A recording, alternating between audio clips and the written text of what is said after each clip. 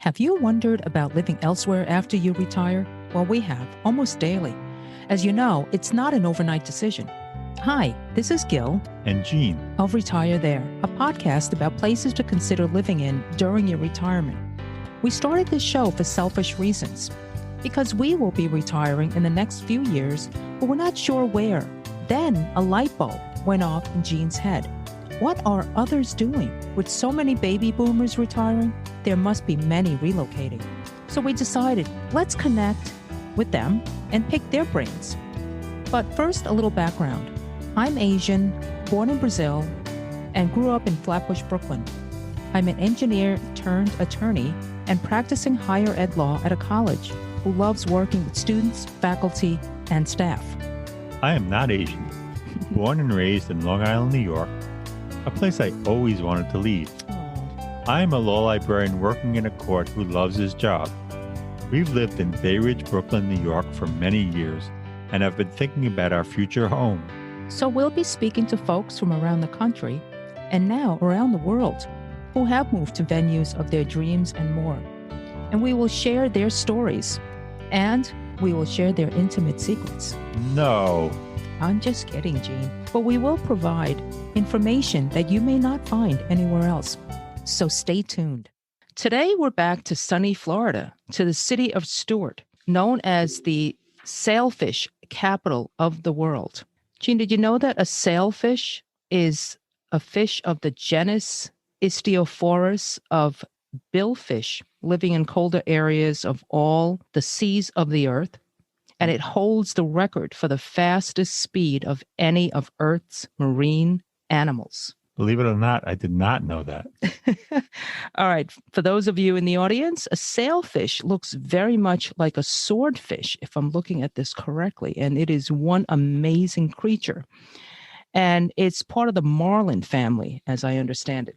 One day we should do a show just on fish because we have so many guests who live near them. All right. Today we have Diane Gusch. Diane grew up in Connecticut. She attended Sacred Heart University in Connecticut. For most of her career, she worked for General Electric, a total of 24 years in multiple divisions, and she retired in 2016. Diane's work revolved around compliance and risk management, including implementation of compliance policies, establishing controls, doing auditing and training, among many other tasks. I had the pleasure of meeting Diane in 1987 or so when we were both GE ombuds people, handling corporate hotlines for whistleblowers, employees, or third parties who informed us on interesting issues, allegedly issues that either led to investigations when they were appropriate and so on. Ah, the good old days, right, Di? Oh, yes. Yeah. And Diane's management career highlights include working in power generation services in Atlanta, Georgia, security and crisis management in Shelton, Connecticut, doing state and regulatory audits, and auditing and risk in Shelton, Connecticut as well, where she was responsible for financial and operational audits for over 135 GE supply branches. I thought, are we missing GE Capital in here? Yes, yeah, because I started at GE Capital. Okay. Oh, I love GE Capital.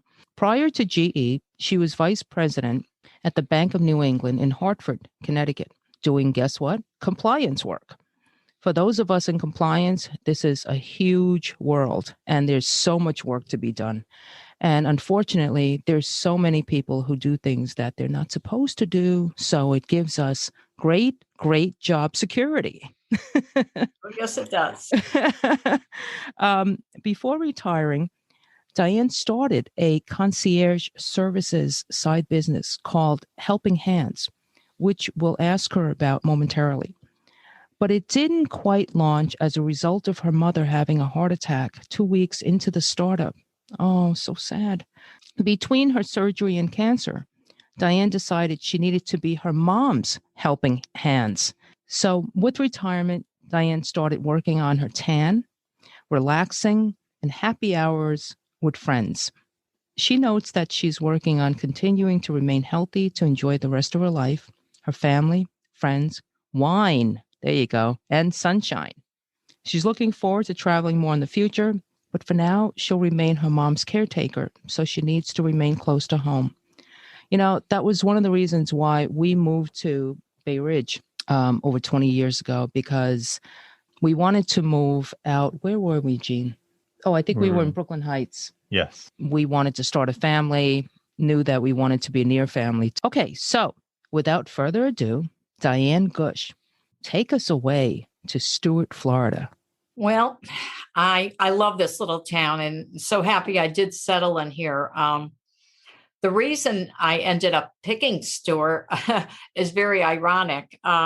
It started when my mother's friend moved down here. My mother and her friend Simone traveled from Connecticut down here because she had bought a condo. She basically threw her stuff in her condo and gave my mother a set of keys to use it because she had to move back to France to take care of her ailing mother. So she says, use the condo anytime you want while I'm in Europe. So we did just that, used it. And the more we would come down for a week or weekends, we met so many lovely people and we loved it. My mom's sister, my aunt, ended up coming down and using her condo and bought the condo next door to her. So then now my mother had her sister and brother-in-law down here. So I had befriended a realtor down here. And I told her, I said, if you ever see anything, I love this little town, let me know. I happened to be down in Pompano on GE business for GE Supply. She called me up and she said, guess what? I'm putting a condo for sale in another area across the street in a development. I'm putting it up for sale tomorrow. Do you want to come and look at it? I said, right after work. And it was only an hour's drive from there. So I flew up, looked at it, made an offer. They countered, and that was the end of it. And that was my condo. Nice. Oh, wow. Nice. It needed a lot of renovations. It was still, in the 70s, with the turquoise carpet and the avocado appliances and the orange and brown vinyl wallpaper, Wow. We all remember that. I got a steal in it. I mean, it was a first floor corner unit. So, and it's close to the beaches and the store. So it was just perfect. So, I mean, and I just love it. So with that, I said that will be my little beach place every time I come down. Well, I wasn't able to move in at that because that's been over about 20 years ago. Of course, I was still working. My mom moved it in from Connecticut. I figured, why should she stay there? My dad had already passed away. So she kind of squatted on my condo. Squatted, yeah. Uh-huh. But it worked out great because when I wanted to go on vacation, everything was open. I had a refrigerator stocked, electricity was on. And because the first few couple of years she didn't. And, I would have to go down and start turning everything on, so it worked out good. Stewart is a fun town, and it is the sailfish capital of the world. We have a gigantic statue with a water fountain around it. It's us insignia on all our little pins and flags everywhere. So, but we love it. Yeah. The roundabouts are something down. We have several roundabouts in Stewart to go around different places. And there's one, it's called Confucius Corner. That's our biggest one in downtown, because when you get to it, there's so many other streets. I think there's 5 intersection streets that our snowbirds or people from out of town can't figure out which way to go when they get to that roundabout. Who has the right of way? Where do you go? And there's a railroad track that goes through it. You're not supposed to stop. The person that's going over the railroad track has the right of way naturally in case the train comes through. The out of towners, you know who's from out of town or a snowbird, because they're like, where do I go? Which way do I go?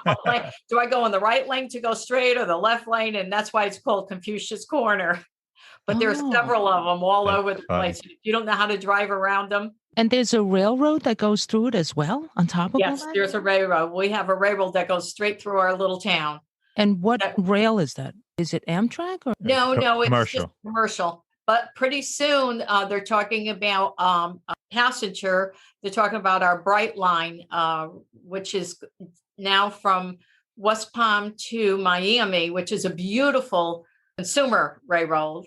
And they want to bring it all the way to Orlando. So some of the towns in between are fighting it because we have enough of commercial that they don't want a consumer train, but it's a high-speed train.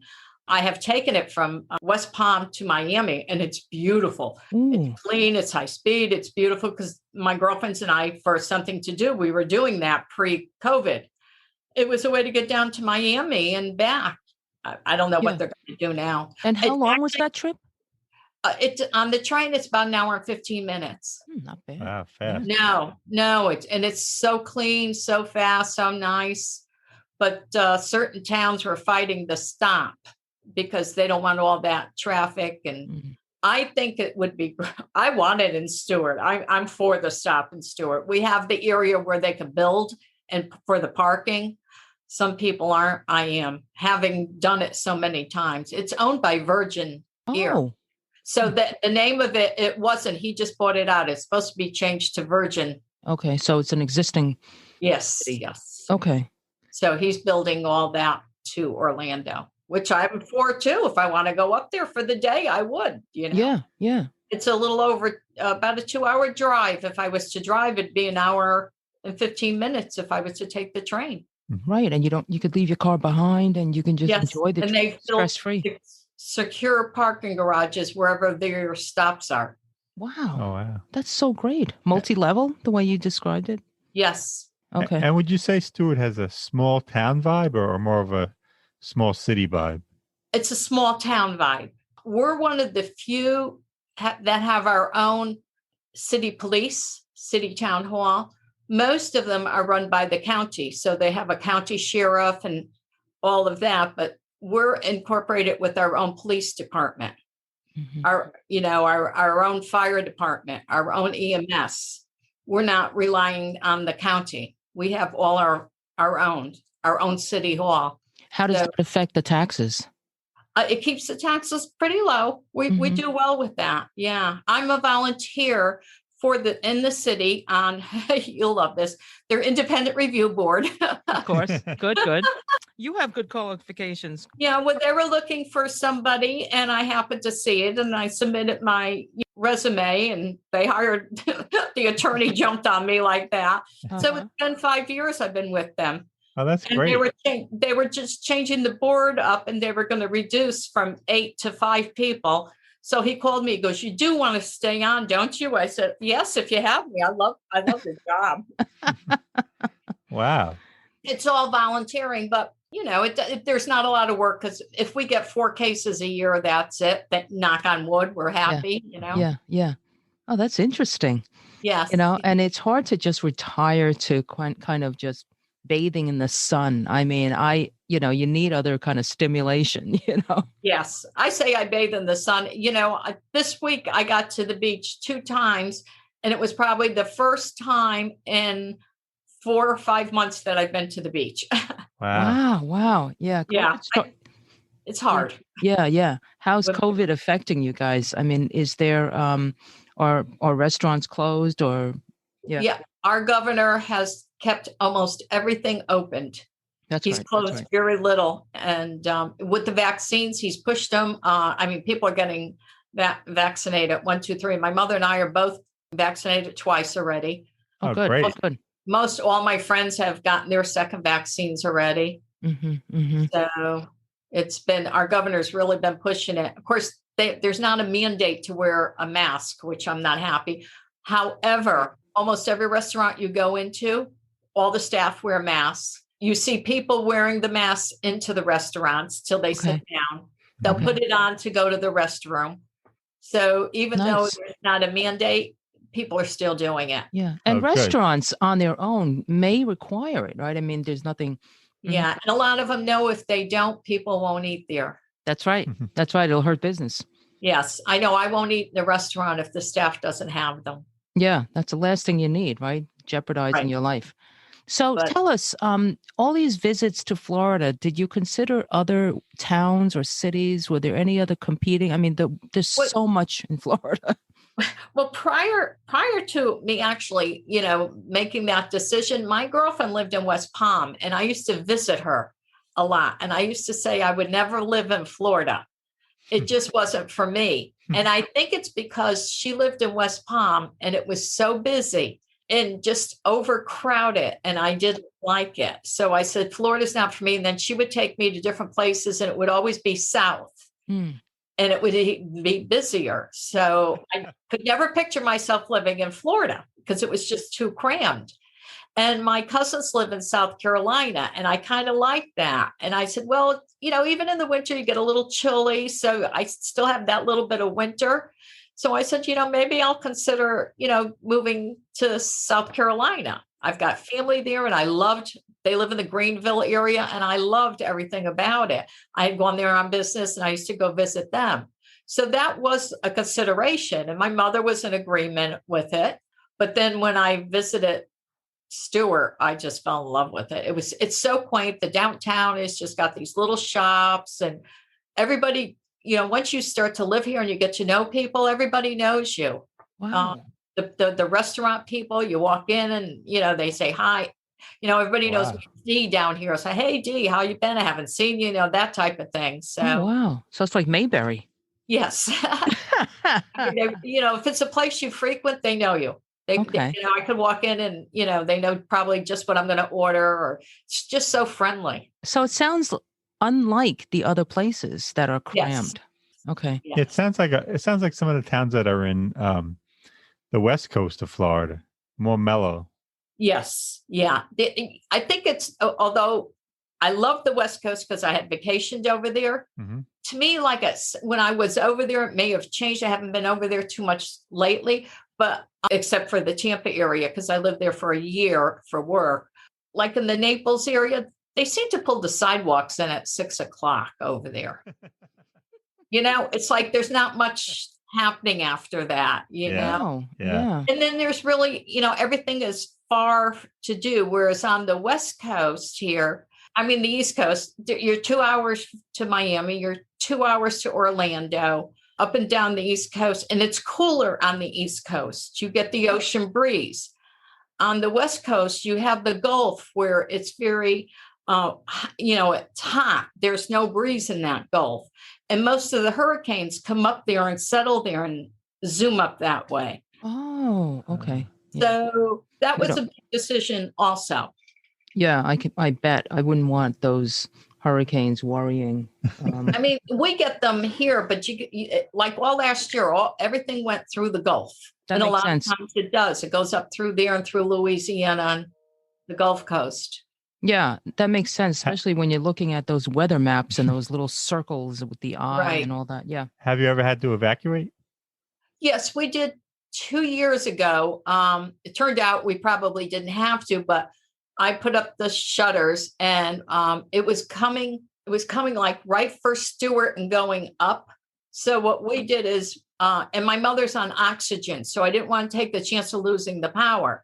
And in condominiums, you can't have a generator.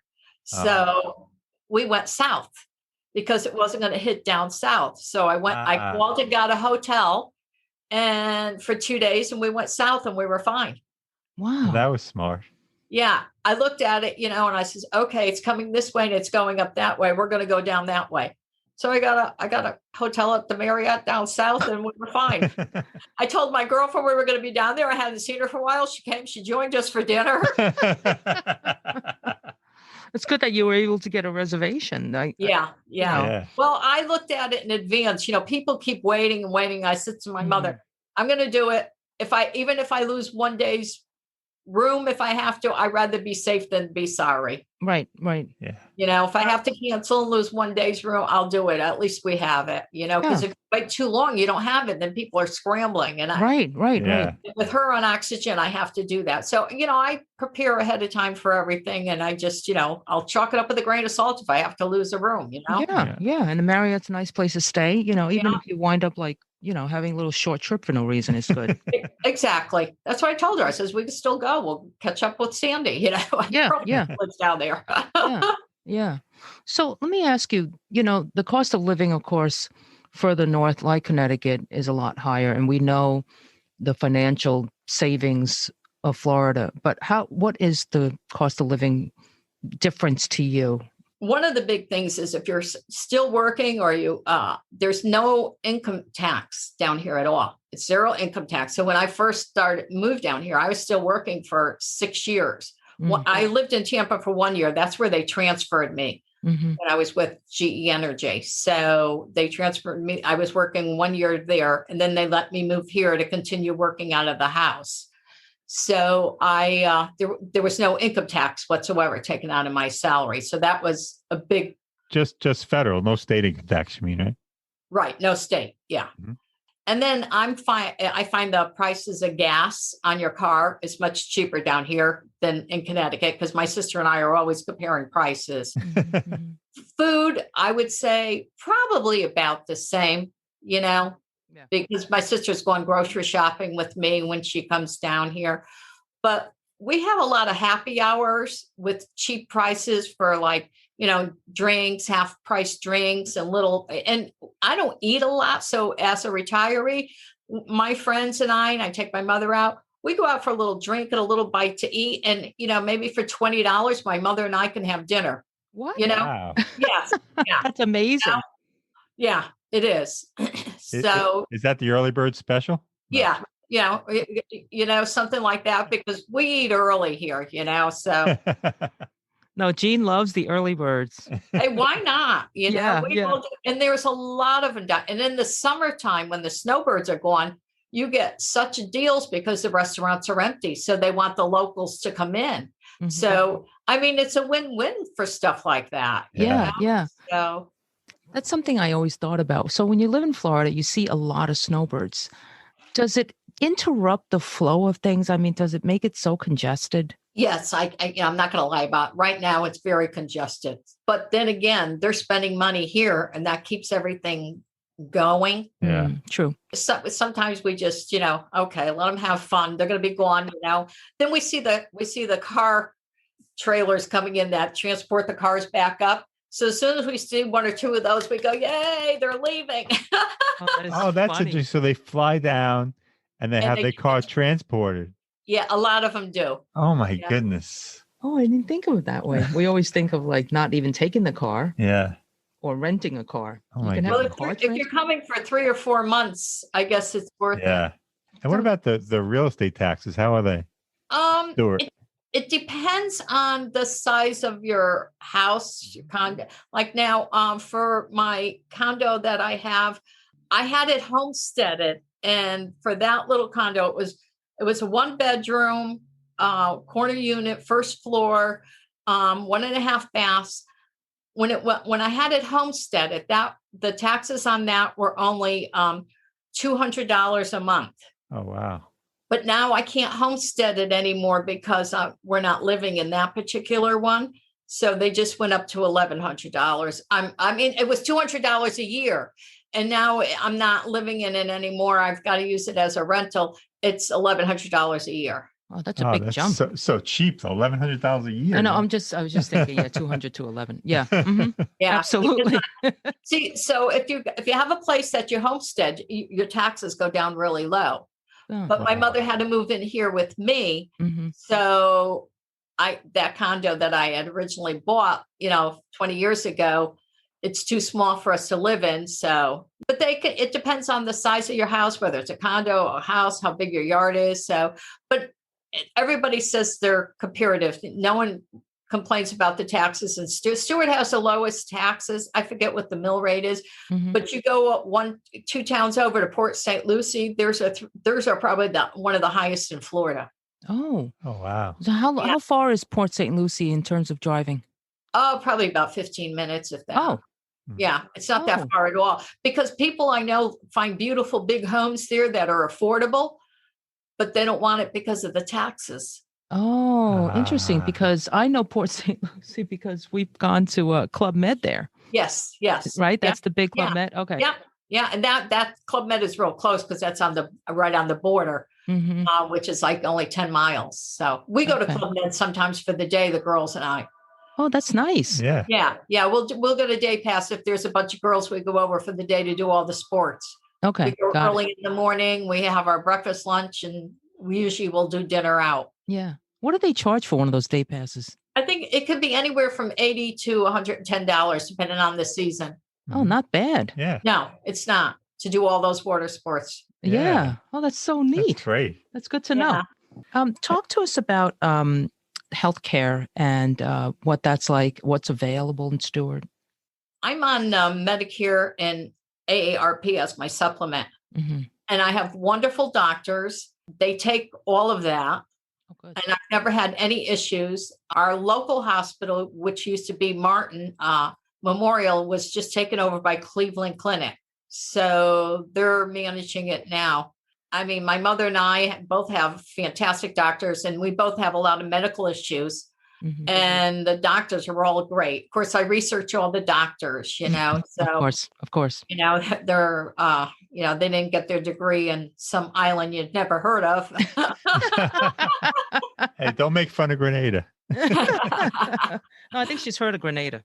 Yeah, that one I've heard of. In fact, I think one of the doctors did get her degree there, but now, they're all great doctors. Good, good. Yeah, and we've never had a complaint with any of the ones that we've chosen. So, and when you first retired, did you have many friends already, or did you continue to make new friends in Stewart? Is it a friendly town?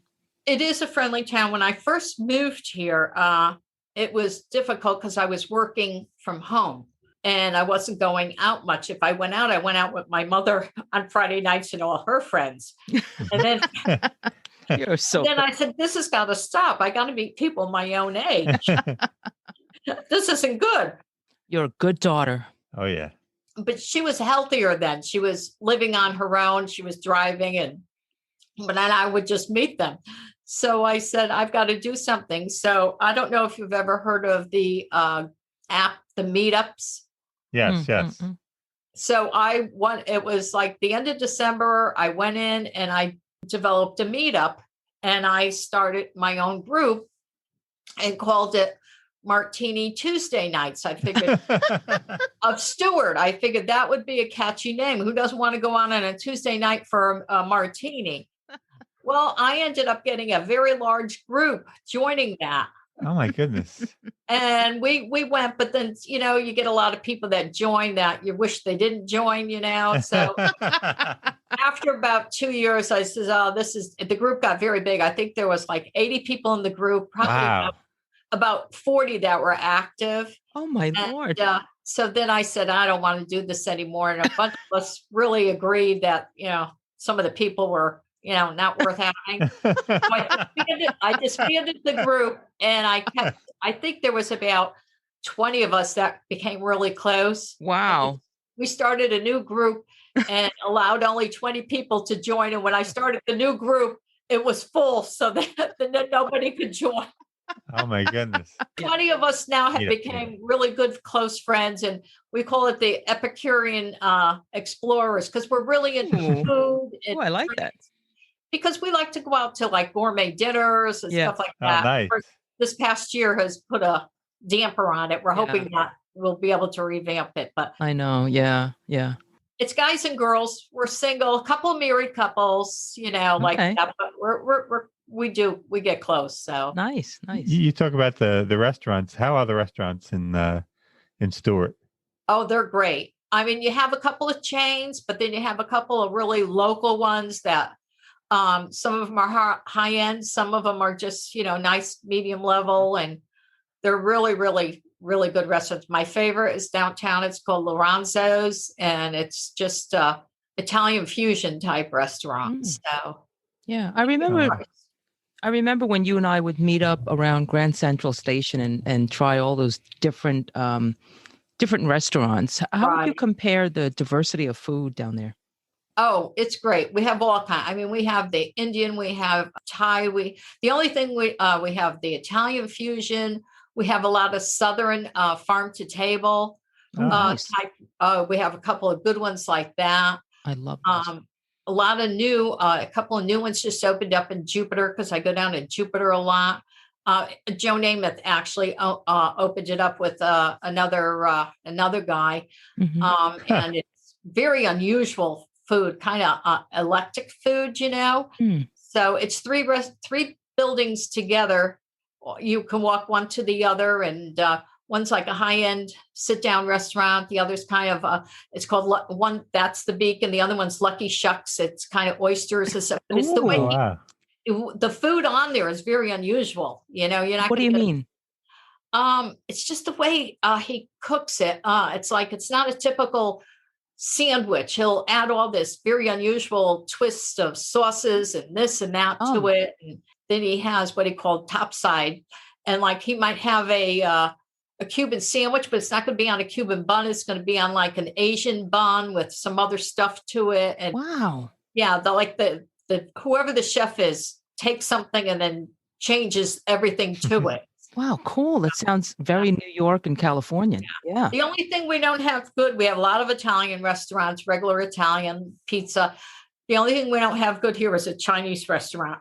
Cannot get Chinese food anywhere. That is shocking. Yes. They have them, but the food stinks. Yeah. You're used to the Northeast, my dear.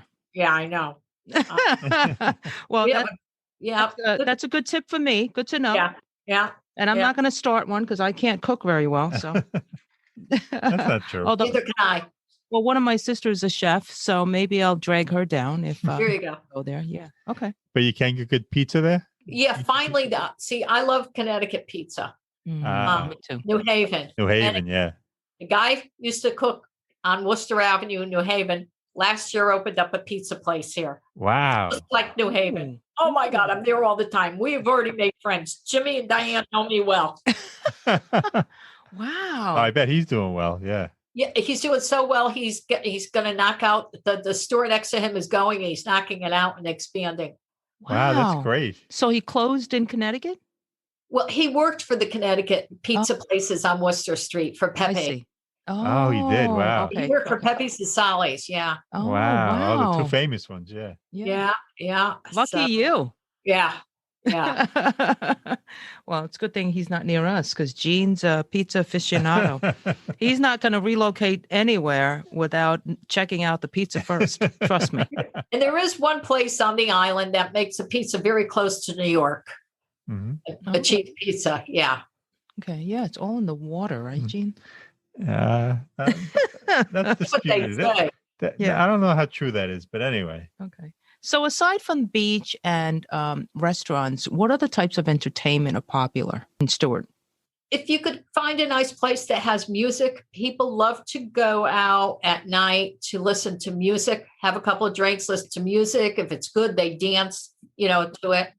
So like tonight, there's a little place next door. So this one guy that sings, he's really great. He actually used to be with Casey in the Sunshine Band. No, I love it.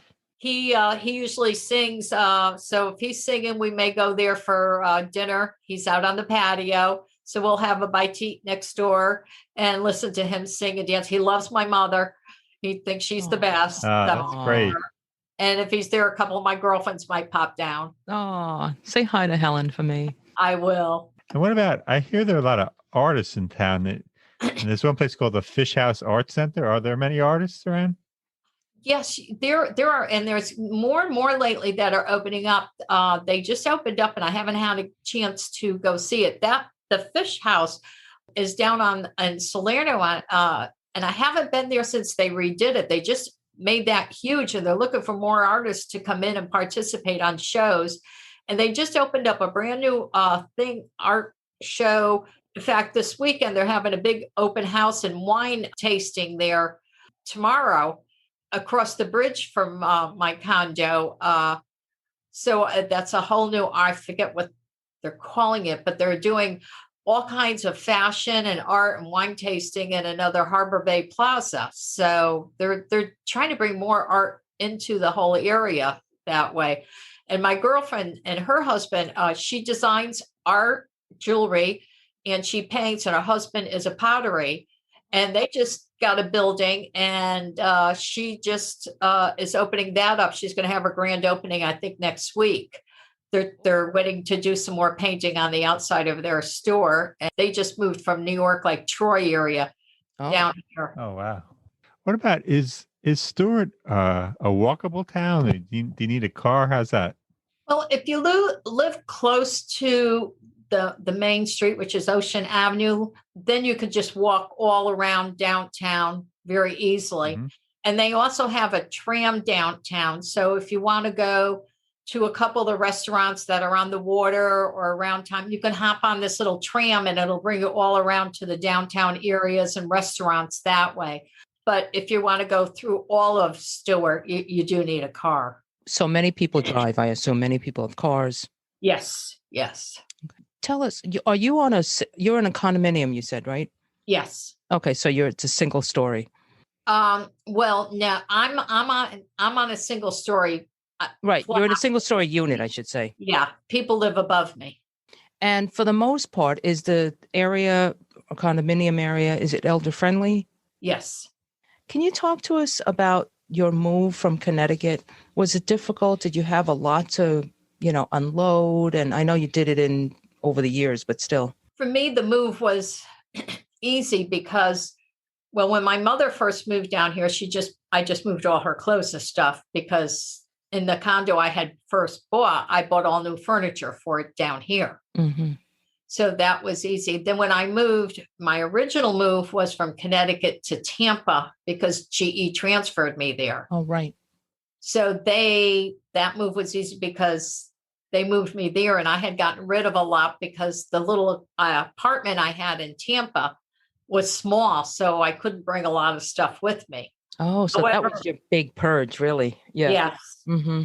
So when I moved from Tampa to here, I had to make that move myself. GE said I could come here to Stewart and work out of the house, but I had to move. They weren't going to move me here, get a mover to move all that stuff myself. But by then you didn't have that much, right? Yeah. When I moved, I was coming over on the weekends a lot anyhow. So I was just bringing carloads of stuff over every time I came. So they just had to move my big furniture by that time. So there wasn't a lot to do. All right. That's not bad. So I think it's wonderful that you care for your mother at this time when so many people see what's going on in nursing homes. It's great to see you're gonna be happy with yourself in the coming years, and it's just a wonderful thing. Yeah, I love her. Like now, tomorrow I'm going to be gone all day because I volunteer for fundraising for this place called Molly's House, which is like a Ronald McDonald's house. They put families up in time of need. Right. It's local here. And then we have our big polo event tomorrow, fundraiser. So now tomorrow I'll just set her up with what she needs for the day. And I'm able to go for the day. She should be good. So I have my phone on standby while I'm at this event. It's real polo with horses you go? Oh, yeah. It's a fundraiser. We have tickets we sell. You could come and just do the tailgate, or you can come into really great paella. And they have that with unlimited champagne and liquor and all this in the VIP. Then we have prizes for the best hat and all of that. Oh, wow. Just like the Kentucky Derby. And what does the money go towards? It's called Molly's House. It's here at Stewart.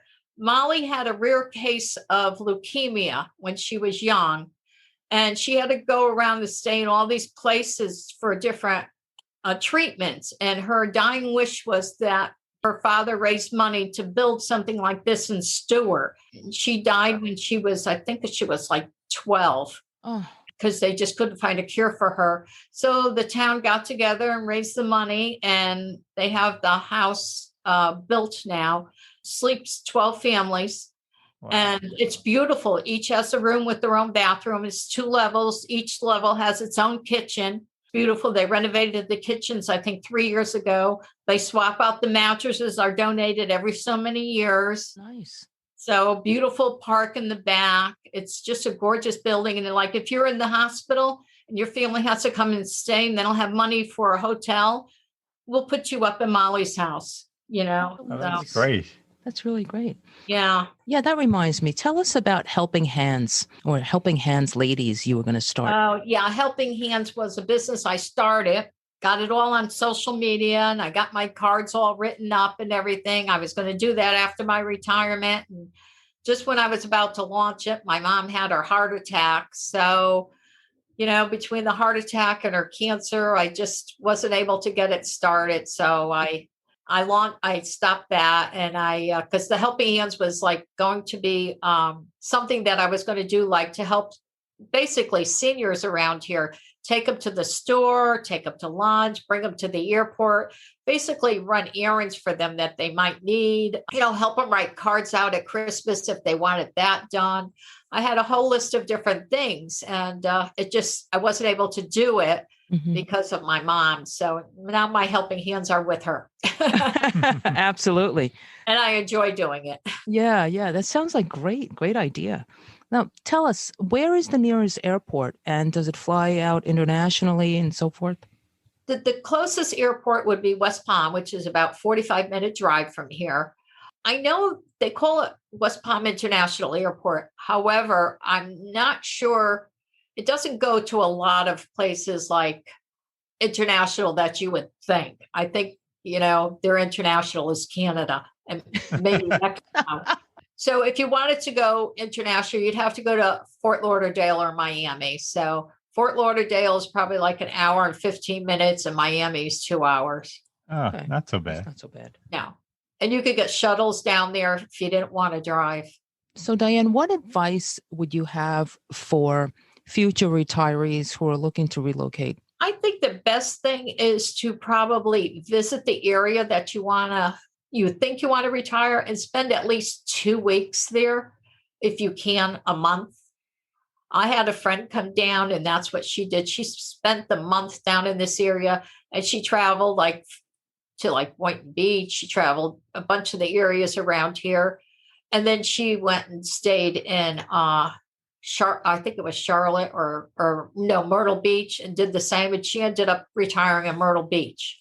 Oh, okay. So her husband is a big golf person. And then he likes to go to casinos. I don't know if there's a casino up that way or what, but those are his two interests. So, but she ended up picking Myrtle Beach for whatever reason. So, okay. That's good advice.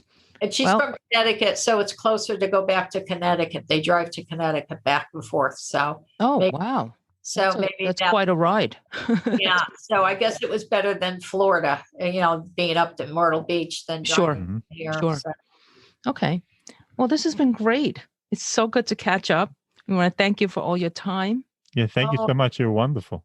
Oh, great. Well, if you think of anything else, let me know. Will do. Miss you guys. Miss you so much. All right. Take care. Thank you so much. Thank you. Come down and visit. Bye. We hope you've enjoyed this episode. If you know someone who's relocated for retirement and wishes to share their story with us, please reach out to us. We'd love to hear from you. Our email address is gg@retirethere.com. Our website is retirethere.com, and you may follow us on Twitter @retirethere_. Now, if you've liked our show, please subscribe and rate it in Apple Podcasts. In the meantime, be well.